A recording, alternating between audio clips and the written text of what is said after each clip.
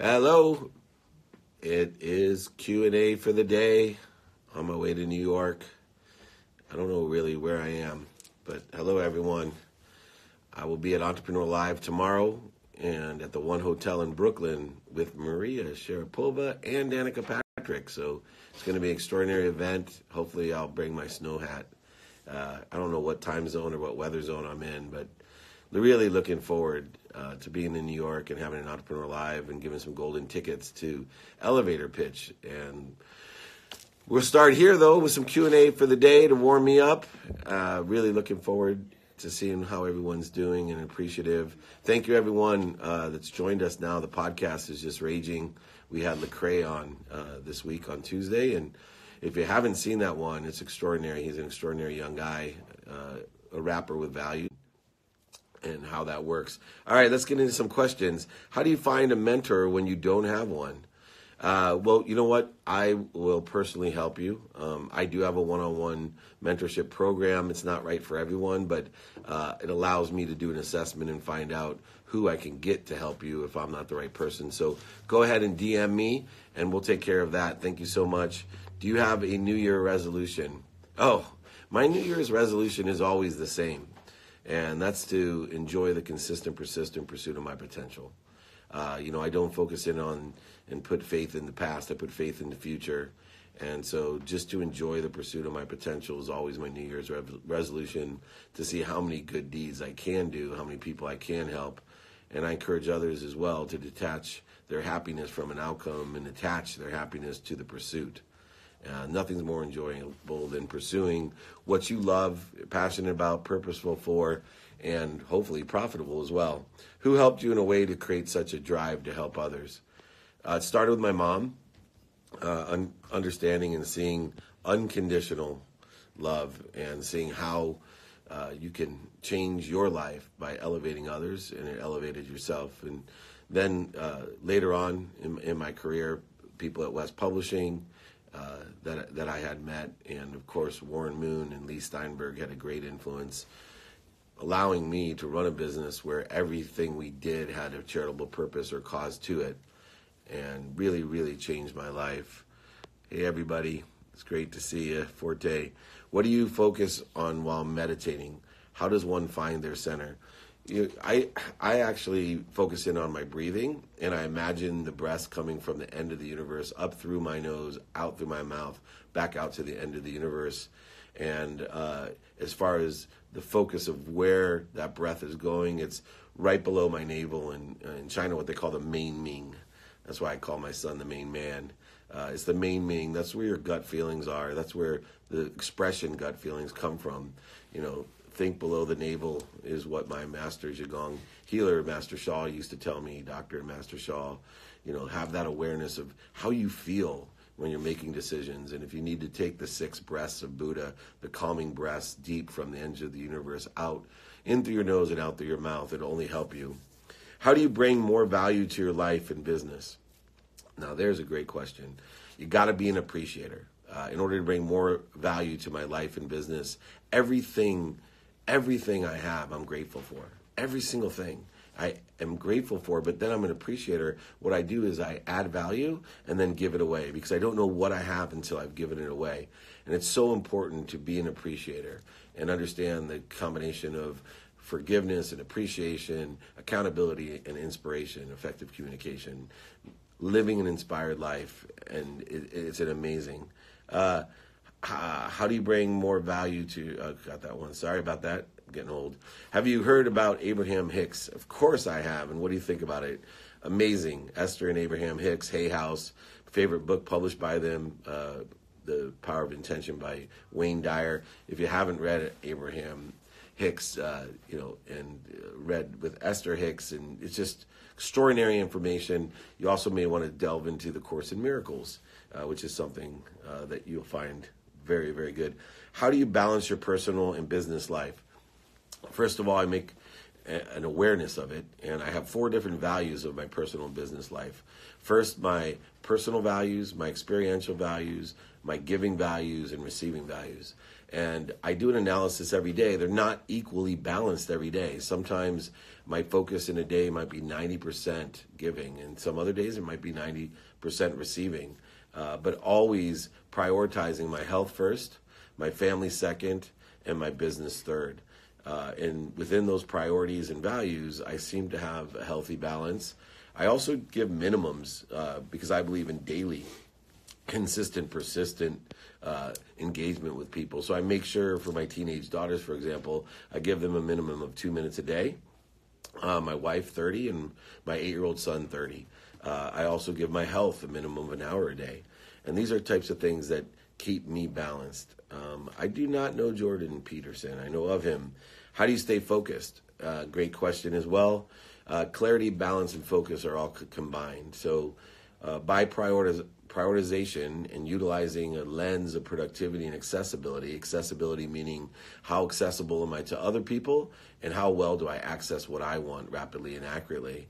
By utilizing that lens, it allows me to really utilize my calendar and be a student of it and see not only what I'm doing during the day so I can stay focused in on that, but also looking at the white space in my calendar, what I'm not doing, and staying focused in on that.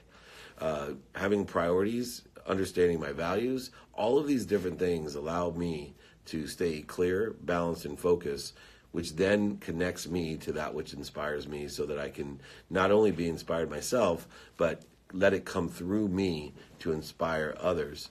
Any advice for raising private capital? Yeah, for sure. Number one, first thing to think about when you're raising capital is how you can be of service, meaning how you're an appreciator, how you bring value. If you're not completely confident that you are going to bring at least five times the value that you're asking for, don't raise capital. If you're not carrying the energy that you're asking for so small compared to what you're giving and being an appreciator, then don't ask for raising capital. The second thing that you want to do, besides asking how I can be of service, is simply, do you know anyone that can help me?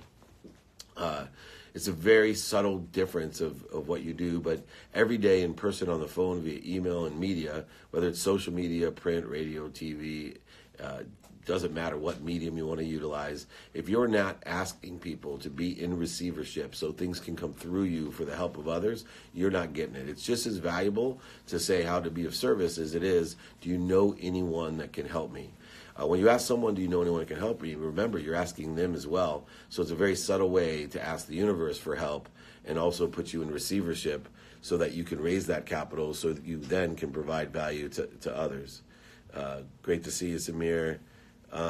Are you religious? That's a difficult question. It's probably for others to judge. I know, for example, that I study all religions.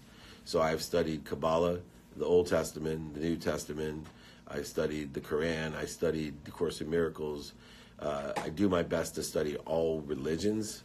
As far as dogmatic practice, I think I've inherited several religious dogmatic practices. I grew up of Jewish culture, and I have a rabbi for a brother, and my mother ran a Jewish school, and out of respect to them and participation with my family, I will attend religious activities with them out of respect to be with them and enjoy their company and appreciate and have an open mind to religion. Remember, your mind is like a parachute, right? Your mind is like a parachute.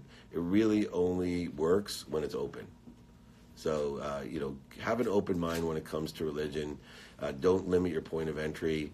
Believe in what inspires you. Help others to understand why it inspires you, and maybe they'll make that choice as well. Really difficult question. I wasn't going to handle it, but I did. Woo, a little nervous. How to overcome fear of failure. These are great questions. By the way, before I answer that, remember, I'm on my way to New York right now, and we have at the One Hotel in Brooklyn tomorrow at 12:30 a meetup for everyone. So come join me at the meetup at 12:30 at Entrepreneur Live in the lobby of the One Hotel. Love to see everybody there. It's going to be a great day, and love to answer more questions in person tomorrow. Now back to Chaz. How do you overcome the fear of failure? So the ego itself really is about the fear of loss, which is equivalent or symbiotic with the fear of failure. So we have to understand the ego and why we have a fear of loss or a fear of failure. That's because we have a need to be right, a need to be offended, a need to be separate, inferior, superior, a need for anxiety or guilt or any of these types of things that get in our way. If we're not living in a world of more than enough, and we don't understand that there's more than enough of everything for everyone, if we're scarce and we live in a world of just enough, or even more scarce and live in a world of not enough, then what happens is when we have something or we're pursuing something, we become afraid. We become afraid that we're not living in a world of more than enough and that we may be judged by others. Or we will start judging our path and putting faith in our past is a sure way to project our past into the future. I say put great judgment onto the past and project the future you want. So in other words, put faith into your future. All right, we got time for one more question. Do you know anyone that can get us into stadiums and venues, putting it into the universe, the power of secret? That's an easy one. Go ahead and DM me. Sorry, I'll keep on moving down. I got slow here. How to balance my current job and my entrepreneurial business I created. Oh, time efficiency, right? Remember, the way that I deal with that is be a professional. Make sure you get better at your current job, which allows you to have more time to look for other things to do as well.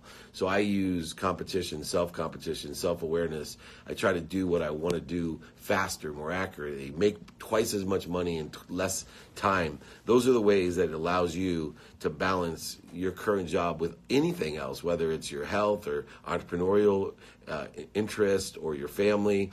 The better you do your current job, the more opportunities and options you will have. And so I tell people the first step in anything is to be better at what you do and to stay focused on what you do and be professional at what you do, infuse purpose in what you do, have passion for what you do, and become more profitable for what you do. And that will allow you to have tons of time to do other things that you feel as if you today can't balance. Well, anyway, that was a quick 15-minute Q&A for the day. I'm looking forward to seeing as many of you tomorrow in Brooklyn at the One Hotel. We'll do some live Q&A. It's a meetup at 12:30 in the lobby at the One Hotel. Come join me. I appreciate everyone. Hope you're enjoying the playbook. Download that. We got Lecrae on this week as well. I love the questions. DM me separately. I'm happy to help. Whatever you need with some coaching or books, go ahead. You don't get unless you ask. And remember, everybody, be kind to your future self and do good deeds. This is Dave Meltzer. Have fun. See you tomorrow in New York.